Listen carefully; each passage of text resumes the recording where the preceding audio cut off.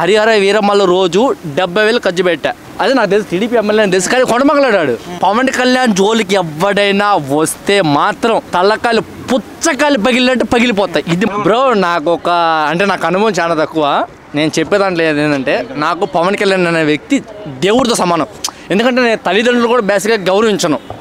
నాకు పొద్దున్నే లేచి చూడంగానే నేను పవన్ కళ్యాణ్ ఫోటోకి దండం పెట్టుకొని చూస్తాను. మీరు ఎవరైనా సరే కామెడీ అనుకున్న నాకు ఇబ్బంది లేదు.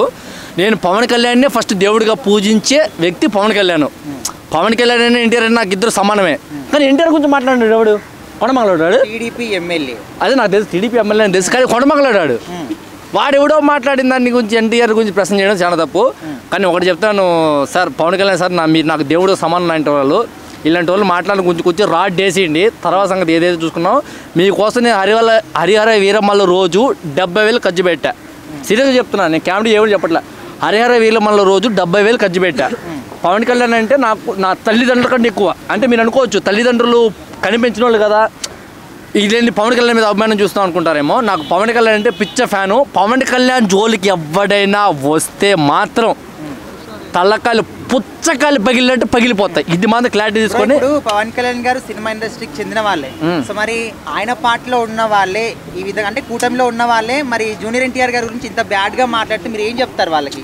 వాళ్ళు కొంతమంది ఒప్పందాలు ఉంటారు బ్రో. వాళ్ళు కొంతమంది కామెంట్ చేస్తుంటారు. ఇప్పుడు కుక్క అని అరిగినప్పుడు దాని గురించి గమ్ముగా అయిపోవాలి. అవన్నీ రియాక్షన్ ఇవ్వకూడదు. అవి కుక్కలు మరుగుతుంటాయి, మనం పట్టించుకోకుండా గమ్ముగా వెళ్ళిపోవాలి.